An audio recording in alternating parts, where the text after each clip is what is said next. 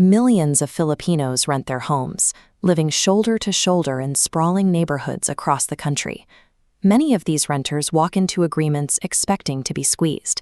They hand over 3 to 4 months of rent as an upfront deposit just to get the keys, and live with the quiet anxiety that one late payment could mean coming home to a changed lock.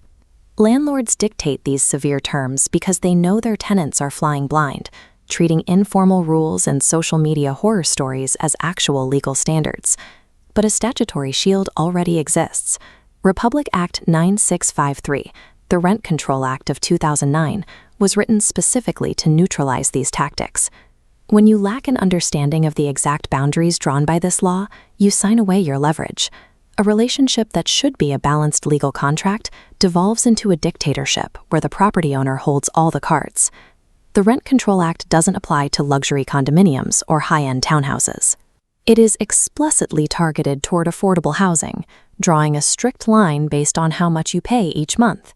In Metro Manila and other highly urbanized cities, the law protects any residential unit renting for 10,000 pesos a month or less. Everywhere else in the country, the protection applies to units renting for 5,000 pesos a month or below. If your monthly rent is even 1 peso above those limits, you fall outside the Act's jurisdiction. Your rights are then completely dependent on the fine print of your lease contract and standard civil codes. But if you sit inside those price brackets, the state steps in. You gain an overriding legal defense that supersedes whatever arbitrary demands a landlord tries to write into your contract. Let's look at the first major bluff landlords use, the move-in cost. It is incredibly common to see property owners demanding 3, 4, or even 5 months' worth of rent up front as a deposit.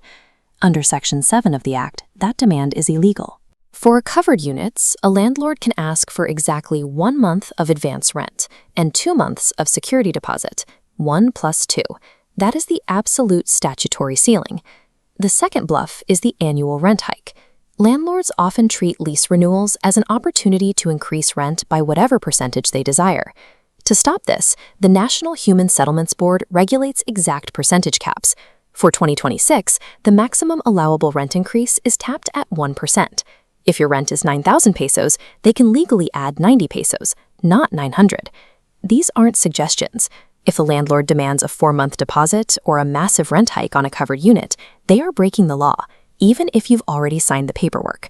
Financial pressure is one thing, but the ultimate threat landlords leverage is eviction. They threaten to kick tenants out over a broken appliance complaint, a personal disagreement, or being a few days late on payment.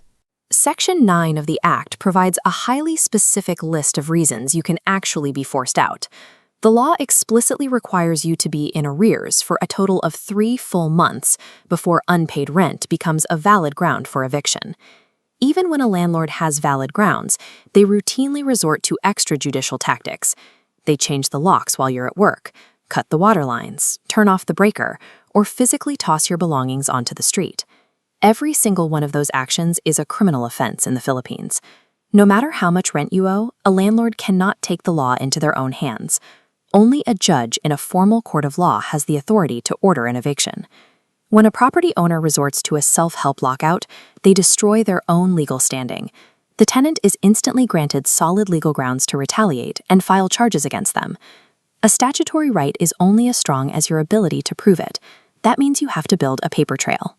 Official rent receipts, bank transfer records, and saved text messages are the foundational evidence you need.